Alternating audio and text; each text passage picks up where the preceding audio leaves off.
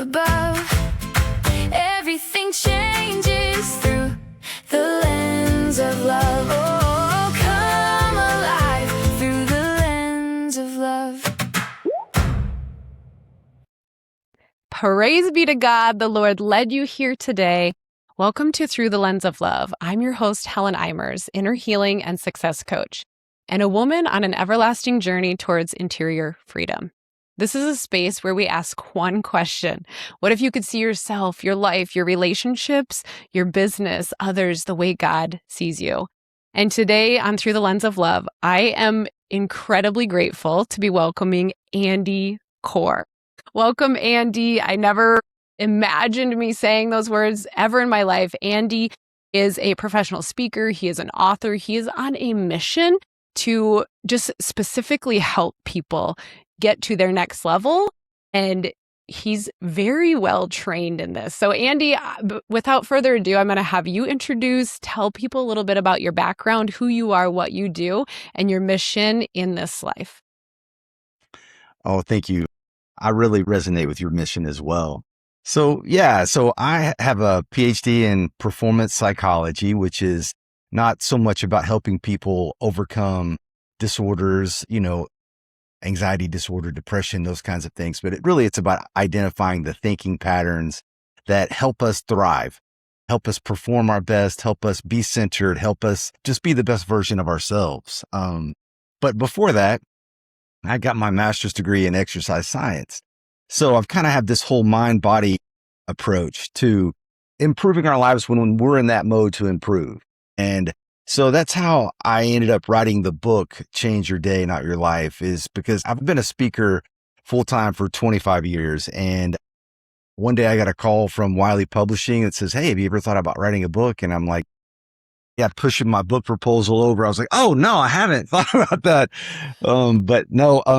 That was a wonderful thing. And so I wrote that book, and I think it's been really helpful for people. Like, you have a great testament to that, but it really does symbolize my approach to improving ourselves and helping those in our lives improve, is that we can easily get so overwhelmed with all the things that we want to do, we feel like we need to do and should do, and it just really can sabotage our motivation and even our identity. So I'm a big believer in that success is really just a series of patterns.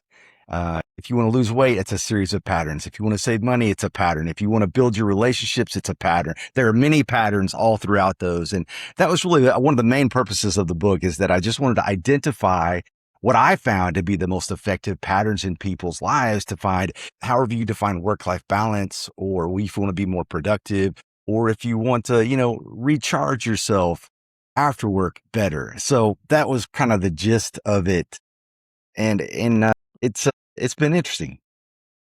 I am so grateful that you wrote this book. Many of you have listened to my very first guest interview, which is with my husband, Corey, and he was at a conference 10 plus years ago in Mitchell, South Dakota, and here comes Andy, and he's speaking to all these phone guys, and who I used to question my husband, like, do you even have feelings? Like, do you, right? Because like his brain functions so much differently than mine. You can attest to that, working with hundreds of thousands of people over the years.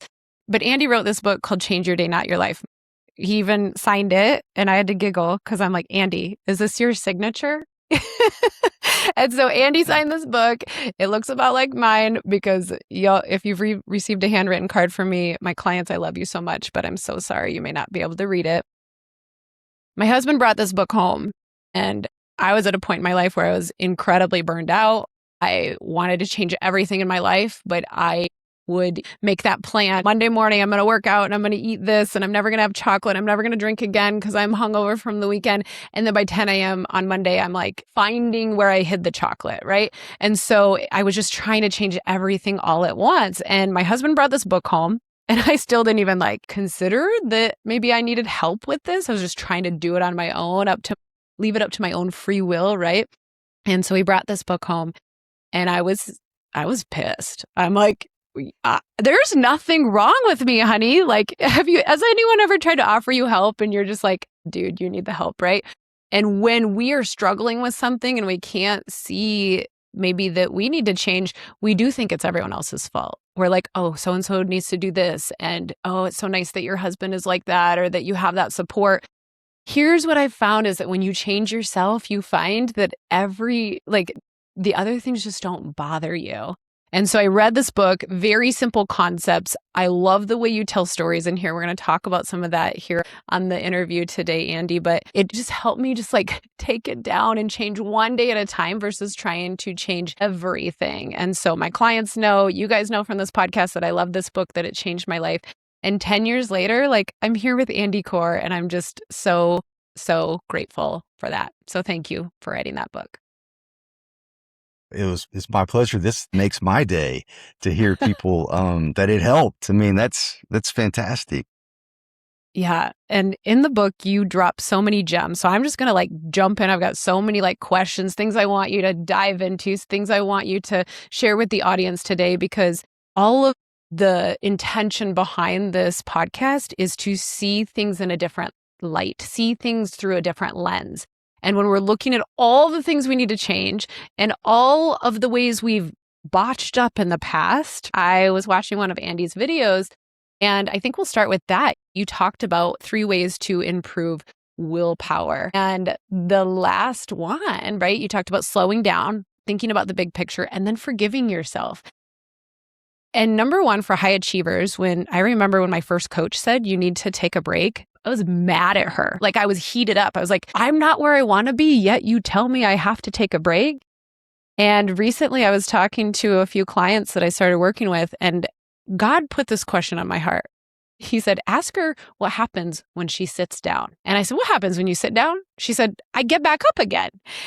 And I thought, is that the tagline for my business? I help women who, when they sit down, they have to get back up again because either they need to do more or they haven't done enough or they should have done this. So Andy, I'm curious if you could tell us about the limit violation effect of what that all means, how we set a limit, we violate it, then we feel bad. Yeah. So that in my work and in my personal life, I believe that people that are on the path to improve, 95% of those people are harder on themselves than is productive. And I represent that remark. And my youngest brother owns the largest production brewery in Arkansas and Oklahoma. And he is incredibly hardworking, incredibly diligent, and he is constantly focused on what he's not doing or hasn't done versus what he has. And I fall victim to that too. And whenever we get together, the first thing we do is really make sure each spends at least a couple minutes talking about what's gone well, what we're proud of, what we've accomplished. And I always find that I really needed that whenever that happens. I really started seeing that in the people that I was talking with. And so I looked up the psychology of it. And that theory is the limit violation effect, is that we set a limit for ourselves, we violate it, which makes us feel worse about ourselves, which then predisposes us to not abide by our limit that we set for ourselves. And it's a cyclical pattern that feeds itself. So I'm a huge believer in helping each other identify and really spend time with what you're doing well. Because I really just think that it's one of my favorite sayings in the book is motivation is just momentum in disguise. And if we don't give ourselves credit, we don't get the momentum that we've earned. I love that so much. And Mel Robbins, my clients are like, can you just pause? I throw so many books at them because I just love to read. I love to research. With my nursing background, I like to nerd out about the psychology about it, which I'm like, Andy's trained in this stuff. He has gone to school for this, not only physically, but mentally. And I think that brings, like, from your work, that like how beneficial both of those pieces I can imagine have been, because we want to do something, but why are we not doing that? And we'll get into that in a second. But Mel Robbins loves to talk about like motivation and how it's like, right? Like, don't wait for motivation, right? And so we're powerhouses. We are generators, right? Like, we create that energy within us. And you even talked about that in your book in many different ways, but it's momentum, right? Like that momentum that we get to create. And so you talked about your brother-in-law and focusing on what hasn't gone well. And I was a person for most of my life who focused on what didn't go well. I was so hard on myself. And so truly, God put this podcast on my heart. And the question that I asked my husband in that very first episode was, what was it like to live with someone who didn't see through the lens of love, who couldn't see their work, their accomplishments themselves through the lens of love? AKA, I couldn't tell myself I loved myself because I was so focused on everything I didn't do. And so I'm curious if you've ever, and live with someone like that means yourself, right? And so I think that's such a profound awareness question, because when you live with someone like that, whether yourself or someone else who doesn't see themselves through the lens of love, for me, it's exhausting. Sure. My whole journey as a professional started with, as a young child, I grew up in a family on both sides, my mom and dad's sides, of incredibly intelligent, charismatic, beautiful people who almost all of them underperformed in life. They didn't reach anywhere near their potential, and some of them devastating lives. And they had all this potential, right? So I saw that and I loved them. And I'm just like, God, why don't you, and so that's kind of where I've come from throughout my life. That's my lens, is I'm always seeing the potential in people. And so like whenever I see someone that's being too hard on themselves, especially if they're in my personal life, I look at them and I just think, gosh, I feel, it's not like I feel sorry for them, but I just feel empathy and sympathy for them. I just want them to do better. But here's the thing though, momentum, that idea of motivation is momentum in disguise, is a really powerful one, because what happens is that whenever you don't have momentum and you feel kind of stuck, everything feels so hard. And you just can't even imagine you can't even imagine what you can feel like on this side. Right. And so, but see, here's the thing. Once you start making changes, you start to get that momentum and you end up here, and then you can reach the phase that I call the annoyingly motivated phase, where the people in your life, you bug them because you're like, I'm doing this. You should do this. You can do this. And they're like, my favorite one is like, hey, I just ran a marathon. And their person's like, oh, I've never run. You could run a marathon. And they're like, okay, weirdo. But so it's just one of those things that it's so hard for us to know how bad we used to feel and how good we can feel. And even in a short period of time, the example I use is exercise, because if you don't exercise for 3 days, exercise is the last thing you want to do. But if you exercise for 3 days in a row, on the 4th day, you want to exercise. It's just crazy how fast that momentum can shift.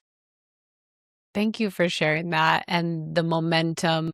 I was just talking to a woman about this at the beach the other day. She's like, hey, I've worked with her before. I used to be a Beachbody coach. That's how I started. Like, I had a transformation and people just saw it and they're like, how can you help me with this? Okay. So we've worked together in that space before. But she's told me in the past, like, I have unfollowed you because you're so annoying. And you are so like vibrant and happy. And she's just like, that's got to be fake. People actually aren't like that. So I appreciate you saying that, because as you know, I'm a very charismatic person. You said you've had a lot of people in your life and your family who were very charismatic that maybe dimmed their light or didn't produce what they could have. They held themselves back. And so, yeah, that annoyingly motivated phase. And so what would you say to those people looking on, right? Who maybe like see the big giant gap. And this is why this book changed my life, because I saw people, I was in the gap. I was like, my gosh, those people, there's no way they're that happy. There's no way they feel that level of faith and success and love in their life, because life is hard. And then pretty sure I'm in burnout mode. So I just can't see that. So you highlighted that a little bit, but what would you like say to that person when they're like looking at everyone else and comparing themselves? Yeah. And so that's the main gist of the title of the book, Change Your Day, Not Your Life. It would be helpful for you to not think about what you should be and what you should have been and what you could be. And that is all wasted energy. And when you're in that low spot, it's so hard to think about how far you think you have to go. And that's why I'm a big believer in just building in small little mini patterns in your day that you actually can see that you've accomplished. And then that creates the momentum. And then the momentum creates motivation. And the motivation starts to create confidence, self-esteem. And it's just all built up from these small little things that we do. And if you can plug it into a daily or weekly pattern, it just eventually becomes part of what you do. And it's like carbon fiber is one of the strongest materials in the world. And the way they do that is they would do one layer and then they do another layer and they do another layer and another layer and another layer. And pretty soon it becomes incredibly strong. In my experience, that's how I've seen people go from incredibly cynically undermotivated to annoyingly motivated. Thank you for sharing that. And the example of carbon fiber, I'm a very visual person. I've always thought of it as like Legos, but Legos can just chip off at any time. So I really like the carbon fiber. And, in your book, even your mother did this, right? I love her story, how she's went from she quit smoking, she gained 40 pounds, and you called her out on it, right? Can you share about your mom, even at her age, and what she did, and just the small steps that she continued to stack on, and what that did to her confidence? I loved reading about that. Well, my mom grew up in the 60s. And so she smoked since she was 14 years old. And she was a heavy smoker. Both my mom and dad were. And then she got to where, she had kids young. And so, but anyway, so whenever I went to college, and then my middle brother went to college, and then we would come home and we would wash our clothes, but then put the clothes out on the porch because we didn't want them to smell. And that just really upset her. That was her trigger. That's what she needed, because for years we told her she should quit. It's going to cause cancer. We want you around. We did all of that, right? And that had no effect. But when she saw that, I think something in her clicked. And she decided to quit smoking. And then, as most people, when they quit smoking or alcohol or some of the things that we can become addicted to, they go to food, which is definitely better than what the alternative was. But eventually you get to where you gain weight and you don't feel good about that either. And so she'd gained 40 pounds. And so I said, Mom, listen, you just got to start walking. And so she started walking, and she called me every day. She hated it. And I was like, it's just quit being a baby, And so she did it. And eventually she got to where she said she was walking, and she was walking fast enough. She passed some people that looked like her, and she thought, you know what? I'm getting more fit. I was like, that's incredible. And so she started to get more motivated, right? See, that little bit of momentum created some motivation. And then it just kind of, she goes, I wonder if I can run. And I said, well, let's just start with a 30-second jog and a 4.5-minute walk. And she did it, and she goes, I think I could do more than that. And I said, no. And so we just gradually, and to make the long story short, in the coming years, my mom ran 10 marathons. She qualified for the Boston Marathon 5 times, which is incredibly difficult. She did the Pikes Peak Marathon, where you go up 13,000 feet and then back down. She did the Great Wall of China Marathon, which is considered to be the hardest. And then she also did the Lake Placid Ironman Triathlon at age 52.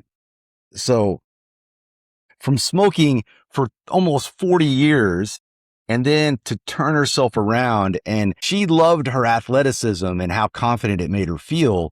But it was that self-mastery, that self-control that just really made her whole life just kind of blossom. What a gift. And so many parables, messages in this, right? It's like, you're never too old to start. I've worked with clients in their 70s and 80s, and I love them even more for that, because they just know that this is only the beginning. I have a sticky note here on my desk. There is no final version of your life or your business. And this is only the beginning. You look at my social media and you'll just see that phrase everywhere. And thank you so much for sharing that story. And I pray that that falls in the ears of maybe someone who is starting at ground zero, right? Is starting from this place of maybe hopelessness, to say like, hey, maybe I can. And like, yes, you can. And find someone, surround yourself with someone who's going to celebrate you, who's going to support you, and not just someone who's going to coddle you or say like, oh, this will feel better right now. Like you heard Andy, he told his mom, like, quit being a baby. And like, he did that out of love. He did that because he saw her out of love. And if we're not willing to accept the book, if we're not willing to accept some support from others in a way that challenges us, we will continue to stay where we are. And let me tell you, from many years of my life, I didn't accept that because I would get triggered, right? Someone would try to help me or offer constructive criticism. And I just like put up this, I was like a dragon. I'm like, I'm just going to spray you with fire, right? Like, how dare you try to tell me that? Because I had like just put up these walls that like I had to be perfect. And if someone saw me as a different way, like that was a threat to who I was. But what if we just like put on the lens of love to see that person, to say, oh, they love me. That's why they're saying this. Thanks so much for tuning into this episode of Through the Lens of Love. I am passionate about sharing what helps me activate each day in my life and my faith. In honor of that, I want to highlight this episode's sponsor, Pink Salt Riot. I was introduced to this company at the Encounter Ministries conference and felt an instant connection with Ashley, who is at the helm of this woman-owned Christian company. The mission of Pink Salt Riot is to create wearable daily reminders of the truth. I am in love with their truth bands. It's a flat band that's stretchy, cloth-like material that you wear on your wrist with beautiful designs on the outside and a mix of scripture and affirmations on the inside. They have kids, women's, men's sizes, and I grabbed one for each member of my family and was sure to stock up to have plenty on hand to give as the perfect gift. In their online store, Pink Salt Riot also has jewelry, stationery, stickers, and so much more. Every item is meant to anchor you back to who God says you are, especially when the lies get loud. As a way to share this light with you all, head on over to pinksaltriot.com and use the code LensOfLove10 at checkout for a 10% discount. And now, let's get back to the show. One of my favorite coaching questions is, what are you making that mean about you? If someone says, like, quit being a baby, are you making that mean that you're stupid or a terrible person? Or are you making it mean like, wow, they love me and they're actually trying to challenge me in the best way? So thank you for sharing that. No, I think that's wonderful too. I totally align with what you're saying. It's one of the most important, if not the most important skill in life, is to be able to reframe or be conscious about how you are mentally framing up the things that happen in your life and how you mentally frame yourself. That's probably going to be the topic of my next book. It is just so incredibly powerful how we interpret the world around us. And when we're in a hole, all we see is the long climb out. And then as you start to climb out, but see, here's I think it's the wonderful part, right? Is that I use this analogy because it's funny, but I say, have you ever heard the saying about how do you eat an elephant? Have you heard that? One bite at a time. My kids' Taekwondo teacher says that. Yeah. Yeah. But here's my twist on it. It is, how do you eat a whole elephant? One bite at a time. But here's the crazy thing is the more elephant you eat, the more elephant you want to eat. It's super gross, but it is the fact that well, maybe you start adding salts and maybe you give it a name, and maybe giving it a name is creepy. I don't know. But like you start to love these things. And this is actually one of the next questions I had for you was motivational amnesia, because that motivation can easily disappear. And one of the main premises in your book is like, why do we not do the things that we want to do? Like, we all know what we want and need to do. Why are we not doing that? And that's why the psychology piece is so important, not through the lens of judgment or shame or guilt. Well, we might have some of that, but through the lens of love. And that's the inner healing sessions I do with women, gets them to that root of that thought and how they're framing themselves and how they see themselves. And it just breaks everything open in the best ways. And I know you've seen this transformation or these aha moments from maybe people in the crowd or people who come up to you afterward or from reading your book. But tell us a little bit about that motivational amnesia. So I made that up because I was talking Good. with somebody I love that I when was people coaching. make things up. Yeah. And I was just like, I was talking with one of my clients and I was like, man, you've been doing so good. And I asked you about it And then you don't remember it until I ask you about it. I say, how's it going? And you're like, it's going all right. And then I say, well, tell me about your week. And then all of a sudden, all this stuff starts showing up. And I'm like, you had a fantastic week. And they're like, I guess I did. And then I said, why don't we make this next week fantastic too? And it's just like, it's just so easy for us to forget and not honor the things that we have gone through, made it through, how much we accomplish on a small scale, on a big scale, in our relationships. It's just prevalent, that our brains are threat detection machines. So we're always looking on what could go wrong. But I think if you really want to take it to the next level, it is really about identifying and accepting the things that you do well. And that's a really powerful thing. Then you can get rid of motivational amnesia. I love that. And we all have gifts. We all have different gifts, which makes us so beautiful. Thank you, God, for blessing us with those. So I love how you said that, right? Our brains are threat detection machines. They're the most powerful tool and the most dangerous tool that we own.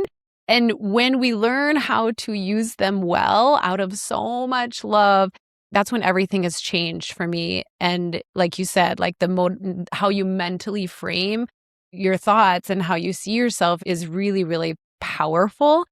And we forget. So anytime one of my clients comes to me, I can just tell they're in a whirlwind. I'm like, when did you do a page in your gratitude journal last? Because like they have not even stopped to think about all of the things that are going well. This is why when I teach yoga and we do a forward fold, I'm like, look at your feet, tell them how much you love them, tell them thank you for think of all the steps that you have walked today. Do you realize this?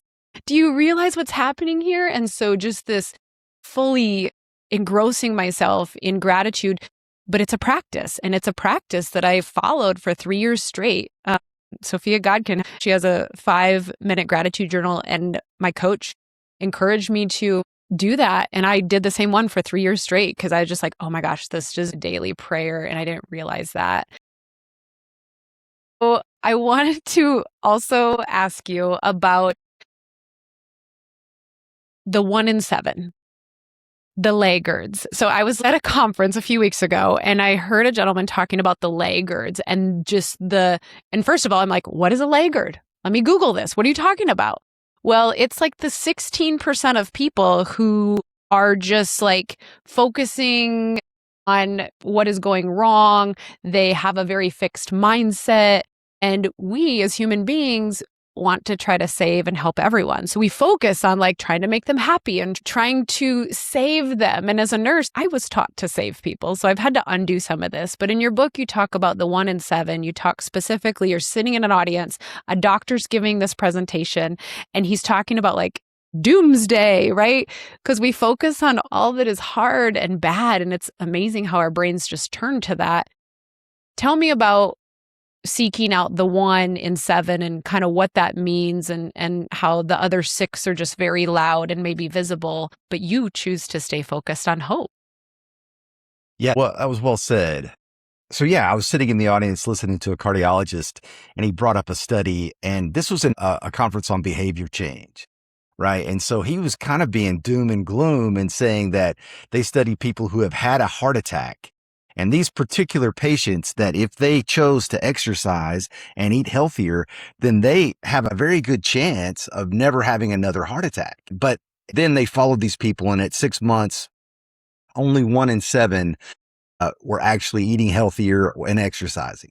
And so he was just talking about how hard it is to get people to change their behavior. And so I was sitting out there thinking to myself, but life is complex. There's so many variables. There's so many things happening in our lives, certain stages of life, that I saw one person who was able to make incredibly large changes in their life.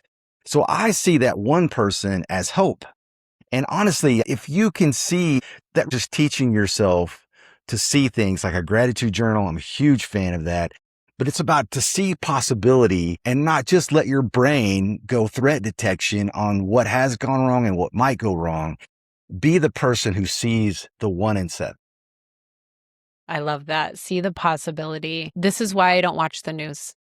It's not because I'm naive. Well, I am a little naive, I'll be honest, but I have so much joy and peace. It's not because I don't care, but Recently, I read the book, The Psychology of Money by Morgan Housel. I don't know if you read it. It's amazing. Bought it for my husband. But he talks about this, right? Think about the pandemic. Think about the stock market. Think about everything.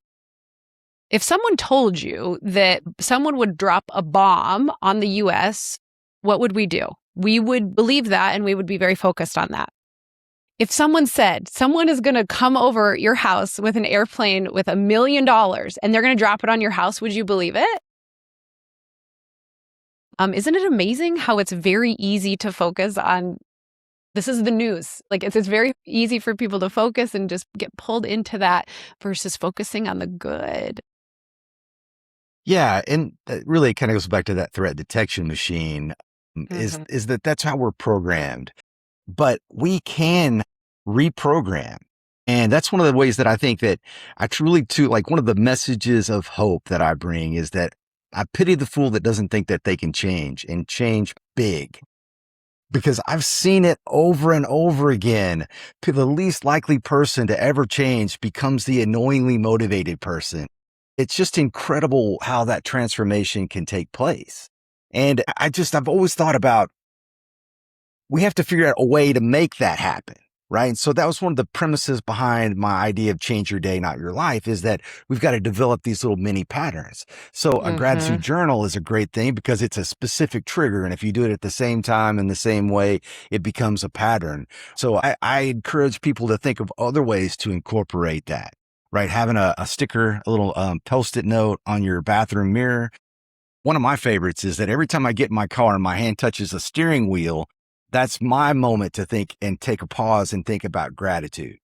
And it just allows me, those little mini triggers in our day are often the missing piece in us not doing what we know we should. It just, we know it's important, but we get so much into the flow of what's happening and in our own heads, we lose sight of it. So I'm a big believer in creating those little mini triggers that help us.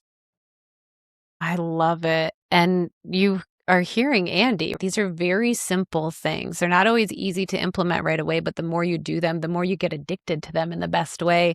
I was telling Andy before we started, y'all know I used to drink. I could never run for president because there's some dirt out there on me. But I chose to stop drinking alcohol because I have a very addictive personality. And so now I'm just on a mission to be addicted to the things that support me, the things that lift me up, the things that bring me joy and hope. And I love the book by Ken Honda called Happy Money. You know, you hear people talk about like, oh, go to the grocery store. Like, oh my gosh, groceries are so expensive. Gas is so expensive. So I made it a point every time I get gas, I like lovingly touch the gas pump and people think I'm wackadoodle. I don't care. I have so much joy. I'm like, thank you, gas pump, for giving me this gas, for getting me to all of the different places that I'm going to go. But that's my trigger. I get gas, I touch the gas pump.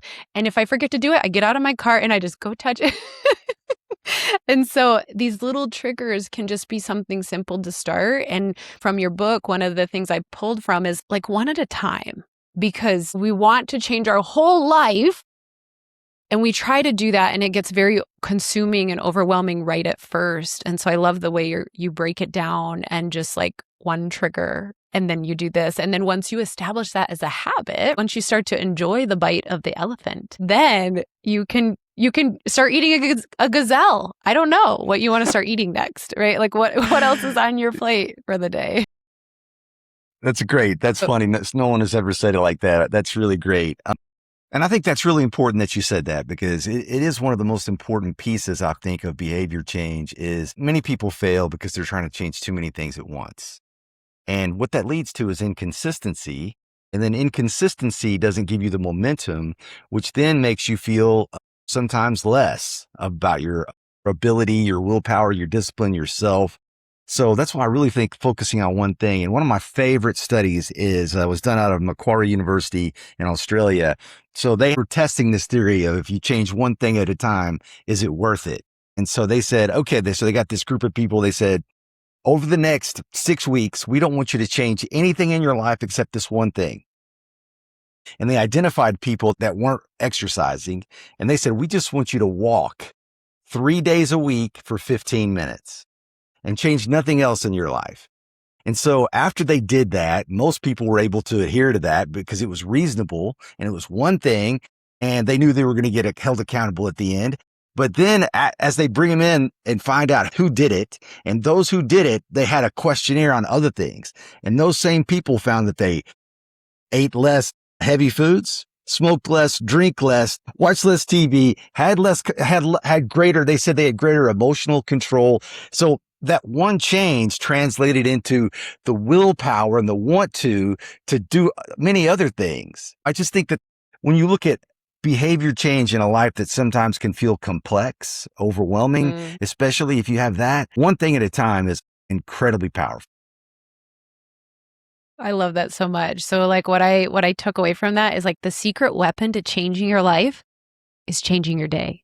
Is changing one thing. It's like the secret weapon. Like what is the mother of all mothers that's going to change this? And even from the very last chapter of your book, when you're talking about your mom, like you wrote, she didn't set out to change her life. She simply set out to change her day.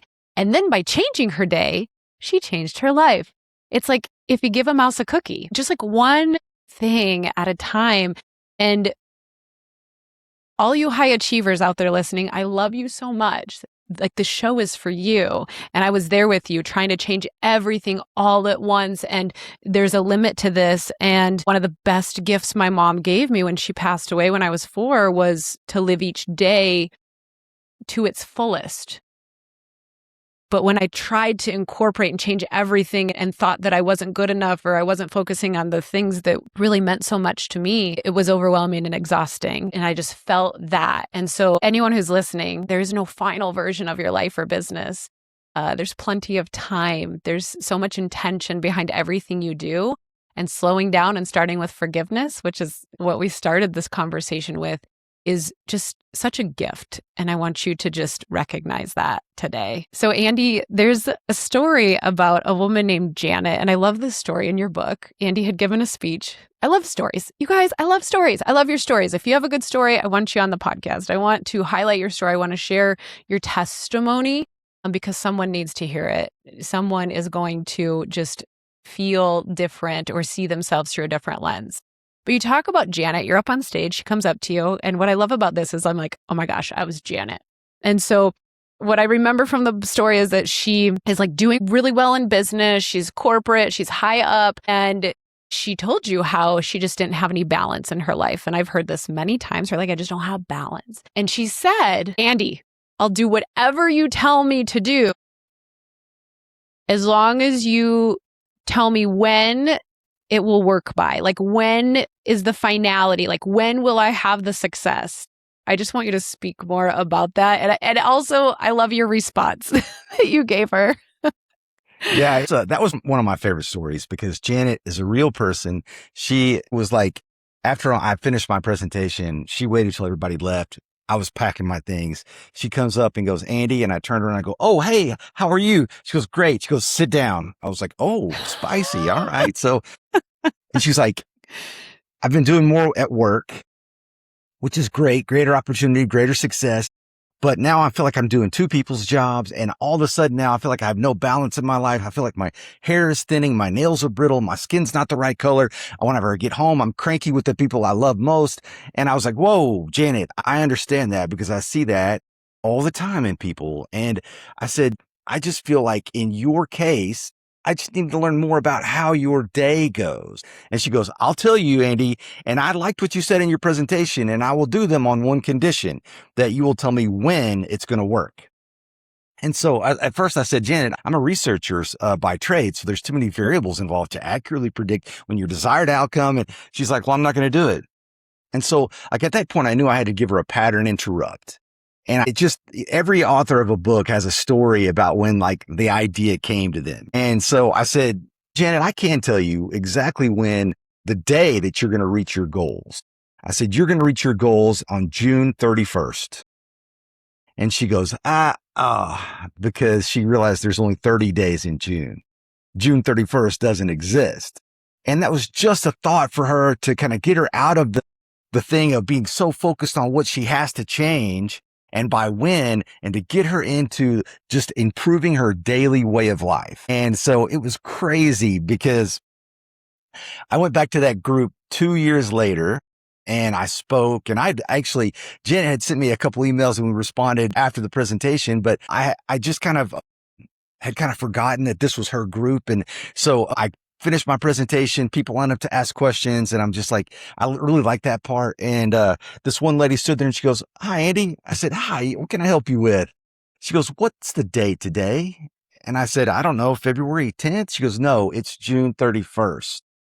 And it was Janet. And I didn't recognize her because she had lost 100 pounds and 103 pounds. And I was just like, oh my gosh.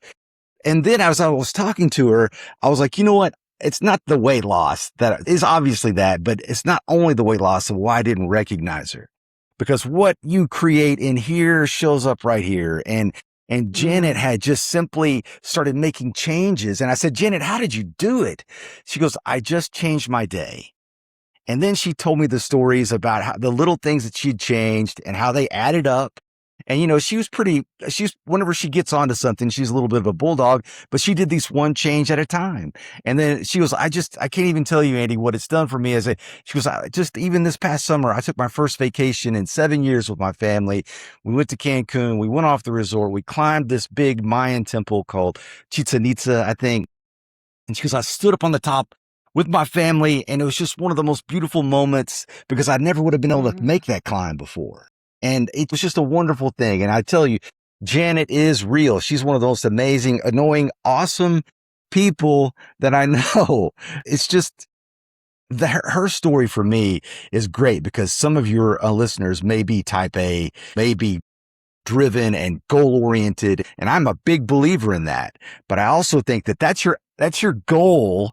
But your success is your daily patterns, how good you are at sticking and developing your daily patterns. Oh, amen. I love that so much. So much to say about that. I love to tell my amplifiers, we don't rise ourselves to the goal, we lower ourselves to the standard. And so what is the standard that you're setting? And so we get to just reframe that standard. We get to work with it. We get to say what's working, what's not, what do we want to change? But you can set all the goals you want. And I love goals. And that's so intentional for me. I've used a passion planner for 6 years. The goals fall dead if my standard is low and if my standard for those little things and little changes in my life are really low. And I love what you said about what you create right here shows up right here. And you guys, we could just that could be the whole episode, right? What you create in your heart. And for type A, high achieving women or men, we've maybe never entertained that. I know I hadn't for most of my life. It was just like, well, what are people seeing on the outside? What is my outside production? I had no concept of what was going on inside of me, which is why really hard physical things were manifesting in a physical way. And so what I love is that you interrupted her pattern. That is an amazing coach when we can interrupt someone's pattern and get them to think differently. And how brilliant. Let me just throw in a 31st day when there's actually not 31 days. And of course, she was smart enough to catch on. And that, I can imagine that every day she thought about that. Today is June 31st. Whatever way that you guys can activate a thought, a word. That's why I wear my word of the year on a ring on my finger. It helps me activate every single day. And that's just one of those little triggers that helps you through that. And what I really took home from Janet's story is she had to accept a level of what I call surrender. I have a prayer here. Lord, I'm not here to get, I'm here to give what you put in me. Handle the return. I'll handle the showing up. And we have to be able to handle the showing up. We can't just manifest it or hope that it works by a certain day. We get to take these little steps. And when you do it one bite at a time, you start to enjoy that elephant. You start to put some salt on it. You start to just love it. Yeah. Thanks for sharing all. Yeah, I love that prayer. And this might help too. One of the moments in my life that helped me the most personally was when I went from being a researcher to a speaker. I wanted to scale the amount of people that I could help. And I was doing consulting and research, and then I went to speaking and writing books and stuff like that. And so I went and did my way into speaking in front of 120 professional speakers. And I did that because they promised real feedback because I wanted to improve. But if you want to get nervous, you speak in front of your peers, especially if you're early in the game. Mm-hmm. But I did it, gave the presentation as best I could, thought I was pretty good about it. And the very first evaluation said it was annoying how often he licked his lips. Now, as a physiologist, I know that I was licking my lips because I was so nervous. When you're nervous, it triggers your sympathetic nervous system, makes your mouth dry. I must have been licking my lips like a lemur because it was ridiculous, right? I was so nervous. So there happened to be Now a I want to lick my psychologist. lips. I don't know why, but it's like, okay. I just licked mine, I think, probably for the first time. But there was a psychologist, Hall of Fame speaker there. And so I realized that one of my issues is that I was getting too nervous. So I went up to him. I said, his name's Dr. Terry Paulson. I said, Dr. Paulson, I'm obviously getting too nervous when I speak. How do you manage that? He goes, Andy, if you're getting too nervous when you're speaking or even in a one-to-one conversation, it's because you're thinking about yourself. And I was like, ouch. Okay. He goes, you're not really thinking about how you can help these people. And he goes, I say a prayer before every speech. And he goes, you might try it. And I was like, okay. He goes, before I go speak, right before I walk on the stage, I say, please, Lord, help me serve and not shine. And serve, not shine is my core value.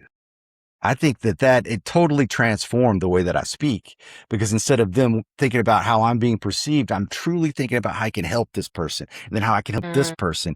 And then it just totally transformed who I was on stage. It was the real me and not the professional me. And then when I lost both of my parents, I was a lot of grief, obviously. And the only relief I had early on was when I got up off the couch and went and helped someone else. And so I'm just a big believer in that. It's common knowledge, but it's so easy when we get so busy in life and so much risk and challenges to be so self-focused. But if you can flip it in those times, I think that is one of the ways one of the fastest ways to get out of the hole. Amen. Thank you. And this is why this podcast was born now. Because anytime before this 10 years, it would have been very self-serving. It would have been, look at me, or something in my business is broken, so this will fix it, right? And I am a huge advocate of helping women shine the light within as a way to create the biggest ripple effect ever, right? That my retreats is like, what is the ripple effect? And even today, during working with my amplifiers, every month we do a monthly mosh pit because we're just diving into our goals. But really, what are the standards we're setting? What are we feeling? But I asked them, who does this serve beyond you? And when we have a bigger purpose, you find a lot more motivation, right? And when you get out of your own darn way. So thank you so much for sharing that. Please, Lord, help me serve and not shine as a core value. I'm so grateful that you shared what has helped you most. Thank you. Of course. But I will add a little caveat in there because of your group. So a lot of my research in grad school is on gender difference in stress response, basically how men and women respond to stress. And I learned that men and women respond to stress as a whole differently. Like, thanks for that $50,000 student debt. Like, obvi, as obvi. But understanding where those differences are. And one of the challenges, especially of goal-oriented women, especially if they're working, especially if they have kids, is that they naturally shift into this serve mindset. So I think I really like how you're framing on that, is because one of the ways for them to serve others is to shine within. And I just think that one of the biggest improvements in life, I think, is when you stop looking so much for external validation and looking at your internal validation. And so you're not serving to get a response. You're serving because it's aligned with what you believe and who you are. And I think that's a subtle but massive difference. You are speaking to the women who are listening, Andy. I just know it. So often women come out of an inner healing session, and some of the gifts that they reclaim is giving out of service versus obligation, right? I mean, I am a recovering people pleaser and saver and victim. And so those women are attracted to me because I've been there in the trenches and I get to help them with that. And so just like you said, what happens in here happens right here. And I'm pointing to my heart. What happens in here, pointing to my face, happens right here. You can just see the vibrancy in people. I don't know how many people have said to me, I mean, I look at pictures of myself now versus in high school. I look younger now. Like, it's just a vibrant, and anytime you change what's happening in here in your heart, darn right, physical things are going to change as well. So thank you so much for sharing that. And before we end our time together, I really want you to talk about balance. And this was part of the story with Janet. And we think in our brains, number one, we want finality to something. We want to make sure that if we do this thing, it will work. And then in your book, you talk about balance, and the balance being, right? Like, some people love the word balance, some people hate the word balance, right? But I've never really seen it as an equal parts, and neither have you in your book. You're like, well, 1 + 1 = 17. And most people's brains are like, no, right? Logic, like the logic kicks in. But tell us about that balance that you talk about. So one of the best prompts to ever journal is what your ideal life looks like. And for example, I do it every December because that's when my calendar really slows down, the holiday season, is I write out what my ideal day look like in a year and then also in 3 years. So what does that exactly look like? When I wake up, what do I do? What do I think? Where do I go? And then I just kind of like think about that and see what's crazy about that is 2 things. One is you're giving your brain a definition of what work-life balance is for you. And once you give your brain that kind of clarity, it stops spinning and then starts working. And it's amazing. Well, one of my favorite sayings is clarity is energy in a complex world. So the more clear you are on what it looks like for you, then it's incredible what starts to happen. And I'm not a big, you think it and manifest things. I'm a big believer in how that when you think it, your brain, and you clarify, your brain starts working toward it, even in your subconscious. So I just think there's so much to it. And that's why I think the small changes, and then you feel that sense of accomplishment and that momentum and the motivation, and then it becomes an identity change. And I think that's how that happens a lot of times for us. So when I think about work-life balance, I think about when I was in the busiest time of my life. It was actually when I was in the process of writing that book. I also was very busy with my work. And my wife has an identical twin sister, and her husband got a job coaching in my hometown, but it was an internship. So they had to all move in with us. So we had 2 kiddos. They had 2 kiddos. It was like all of a sudden I was just overloaded all the time at that phase. And I was lying in bed and I was thinking to myself, I work hard all day, and sometimes I end my day not even knowing what I did.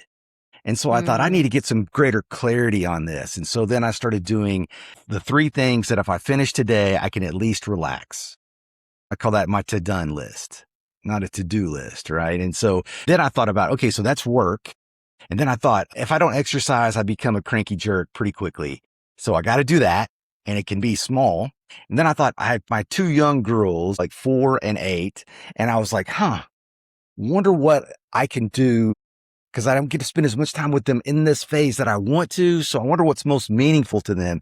And so I went and asked them, and I thought they were going to say it's when we do the daddy-daughter date where we all go out to eat at our favorite restaurant, and I let them pay with my money, but they pay. And then we go to the movies and they pay, right? And they didn't mention that. My youngest said, it's when you act like a monster at the park and chase me, or when we jump on the trampoline. And then I looked at my 8-year-old and she goes, yeah, pretty much that. And I was like, those are free. So yeah. So at that point I clarified it. And so then each night when I'm lying in bed, did I do my 3 thing, my to-done list? Did I exercise? And then did I play with my kids for at least 5 minutes? And then whenever I was able to mentally check that off, it allowed me to go, which is worth a lot in those stages of life. Amen. So much gold in there. It reminded me also of Brendan Burchard. Did I live? Did I love? Did I matter? Right? Those 3 questions he asked himself. And what I heard is clarity is energy in a complex world. Did you all hear how Andy went and asked his daughters what brought them joy, how they like hanging out with him? isn't it so interesting how we make assumptions, right? One of the 4 agreements, never make assumptions. But we make assumptions all day long about what people need, about how we can help them, about what we are supposed to do. And we have made all that crap up in our brain. And often it's free and it's simple and it's so much easier. My husband, when he first met me, and even still now, he might say, like, you love to complicate the shit out of things. Like, what? You can just take something and just tangle it up and complicate it. And you could keep 10 husbands busy. And here's what I said. Well, then let's get 9 more. Yes, I can keep them all busy. Let's go. I've got a list, a to-do list. I've got lots of ideas, but we won't do that. Anyway, when you think and clarify, your brain starts working towards it.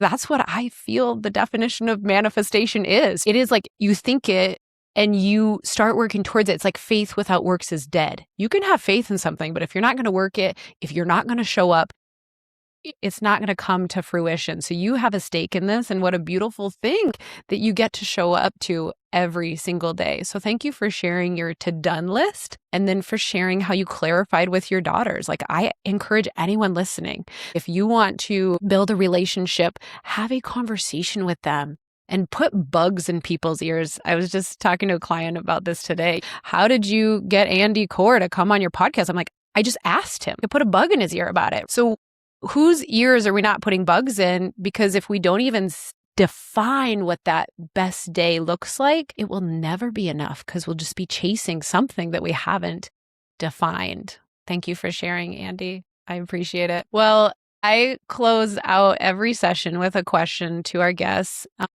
And feel free to add on anything that you want the audience to also hear and take away. But if you could offer one invitation to the woman or the man listening right now about how she sees herself, her day, a mistake she's made through the lens of love, what would that be? What would you say to her? That's a really interesting question. I usually answer those kinds of questions with a story, and I've kind of already told it. And when I chat with my brother, how our first thing that we do is we help each other recognize what we've accomplished. And so I would invite people to think about that. If you have someone in your life that will be honest with you, like I call my brother Jess. You can have a super encourager in your life, and I have some of those, but Jess is my loving jerk. He's going to tell me how it is out of love. And sometimes I'll just do what I promised to do just because I don't want to hear him get on me about it. So I would encourage you to do that, to find that person and set up a regular time to chat with them. And I think starting it with, what have you accomplished that you're proud of? What have you made progress on? That can really be a powerful thing. Or if you can't find that person or don't have them yet, then I think that's one of the most powerful journal prompts there is. Okay, so what am I proud of? What did I actually accomplish? Right. And I think that's one of the things that can really help you. So, and the change your day strategy for that is, when you're making your plan for your day, don't write everything down. Write down just only what will make you feel like it was a solid day. Not a wonderful day, but a solid day. And then literally check those off and create the momentum, the motivation, and then the identity change. I love this so much, Andy. What a gift to have you here. I was brought back to this moment where my coach one time said, I was in a really focusing on, it's not working, everything is going wrong. And she said, write down all of your accomplishments from the past 10 years. And then she said, and then you scream them out loud. And I was like, you're wacky, whatever. So I did it, and I started screaming them, and about 10 in, I am sobbing. I'm like sobbing because I had forgotten all these things that I'd done. So Andy, you have encouraged us all today so much to just focus on what really matters, to take small steps to get started, the psychology around it, and the way that you have not only changed your life, but the lives of hundreds of thousands of people by just showing up and serving others. So thank you so much. You are such a gift. Oh, hell, I think the same thing about you. I think you're a gift as well. And I really appreciate your positivity and energy and the work that you're doing. So thanks for having me on. It's an honor. Amen. You're so welcome. And I appreciate you. And until the next session, until the next podcast episode, I just encourage you all to Continue to see yourself through the lens of love. The Lord brought you to this episode for a reason today. If you felt seen, that was meant for you. And if something stirred that you've been safely tucking away, don't let it go back into hiding. Bookmark this episode, re-listen, or share it with a woman who needs it. The ripple effect of shifting yourself and then sharing with others, that's why we were created. Be sure to subscribe, leave a review, and come find me at HelenImers.com. Until next time, keep seeing the world through the lens of love. Oh, come alive through the lens of love.